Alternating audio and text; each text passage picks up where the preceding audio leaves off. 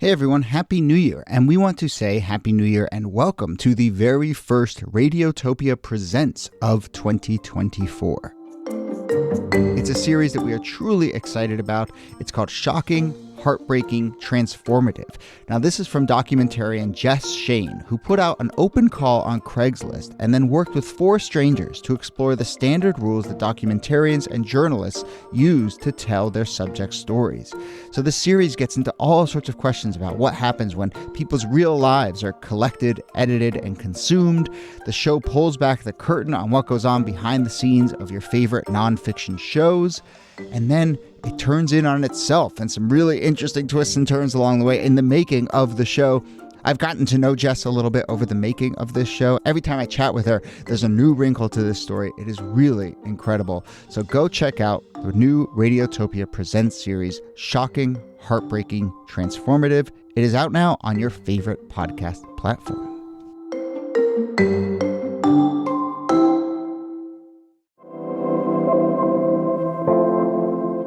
Hello and welcome to This Day in Esoteric Political History from Radiotopia. My name is Jody Avirgan.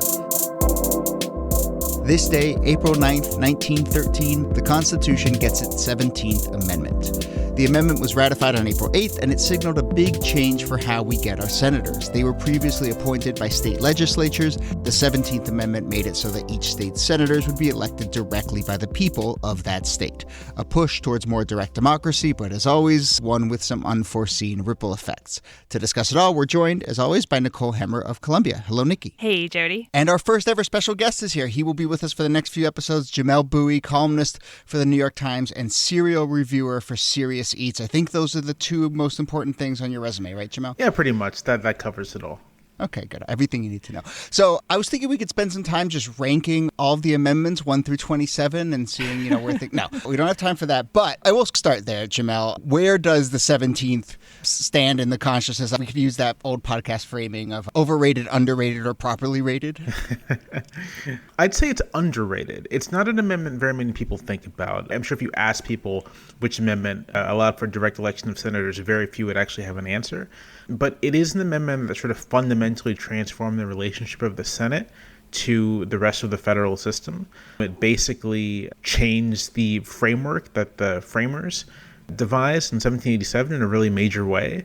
And so for that reason, it is, I think, a very significant and quite underrated amendment, with implications that I don't think this political system is fully absorbed at this point. That framework that you referred to, it's a good point because it's a reminder that in many ways our system was set up not to be a completely direct democracy, but to have these kind of mediating forces and bodies between the people and how government operates. The founders kind of didn't really trust the people. So you have this system set up until this point that puts the power in the hands of state legislatures who then appoint representatives. And those representatives represent states, not necessarily the people in that state, which is an important distinction and has all sorts of implications that we'll get to in a minute. But first, Nikki, anything that you want to say about 1913, the context in which this got ratified and why this change at this time? So this is a moment where populism has become more important in the United States. It's become a more organized political force, but also muckraking had become this huge political force, this kind of journalism that digs through the most powerful institutions in the United States and exposes the corruption. And this happens with the Senate. Senators were massively corrupt. This should sound familiar for anyone who studies the Senate today. The Senate was massively corrupt, and so a series of articles come out of Cosmopolitan magazine and do a lot to spread this understanding of corruption and organize the opposition to it so that eventually the Senate sort of votes against its own interests and votes for a different form of election for senators there. This was kind of seen as an anti-corruption effort in that way, but it creates this system in which now senators have to go out and convince the public that they should be elected, and that invites all sorts of corruption and strange influences as well. That's right. All of a sudden, senators have to raise money for campaigns. They have to run statewide. They're sort of not just representing the interests of the state as aggregated by its representatives in the state legislature, but directly representing the people of the state, which, to double back on a point I made at the beginning of this, as designed, the Senate was kind of an executive council for the presidency, that the president would rely on the Senate for advice and consent. The Senate would confirm things. And the explicit point was that the Senate would represent the states collectively. But by tying them to the people of the state, then they no longer represent the interests of the state, because the people of the state, right, their allegiances might be influenced by any number of things that have nothing to do with state interests. Are you just being a good arguer of all sides of this issue, or am I detecting a little bit of skepticism from you about the 17th Amendment? Oh, no, I'm trying to best render the effects of the 17th Amendment.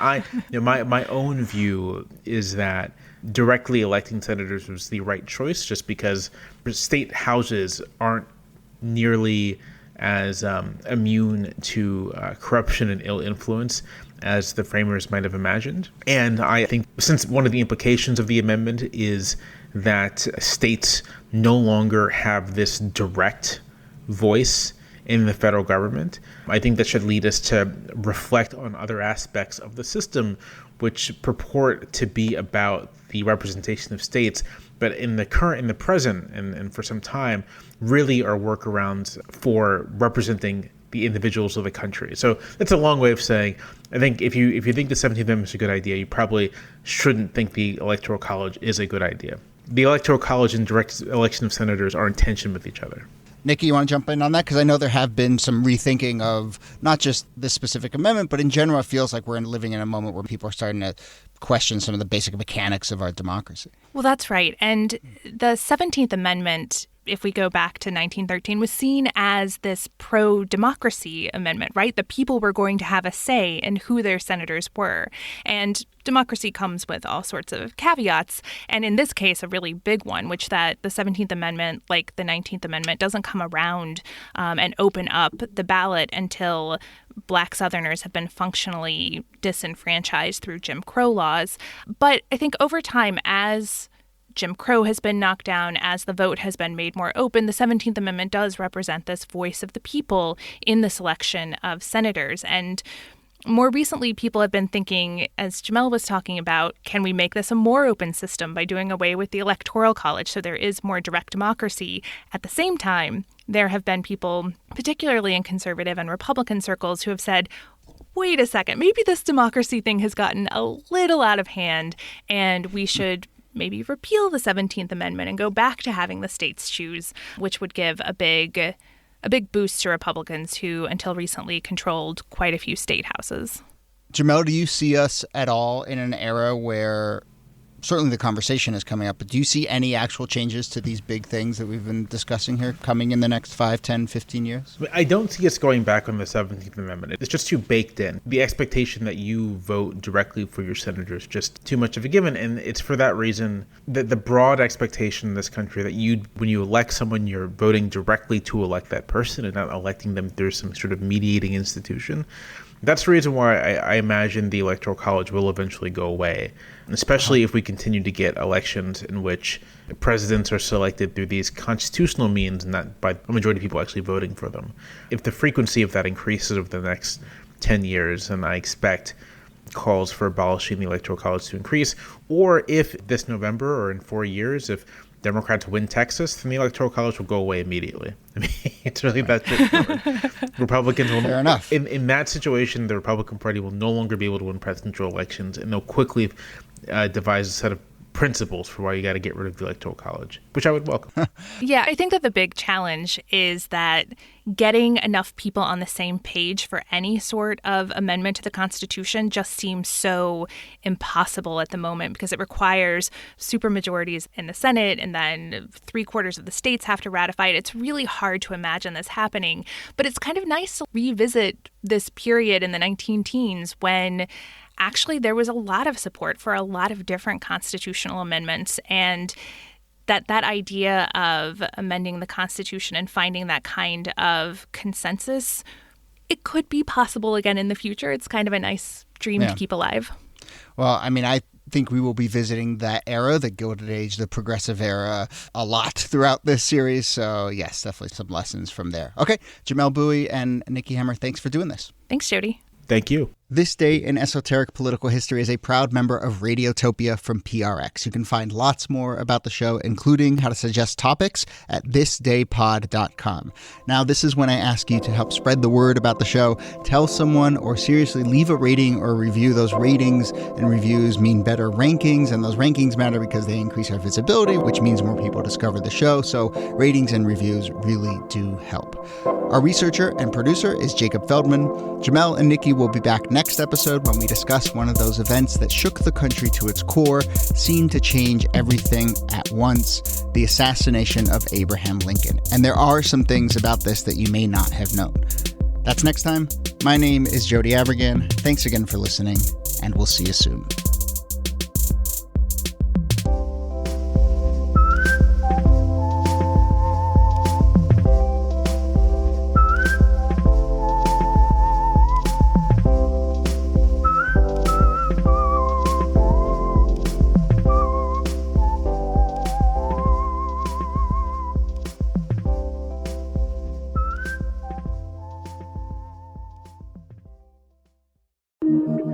Radiotopia.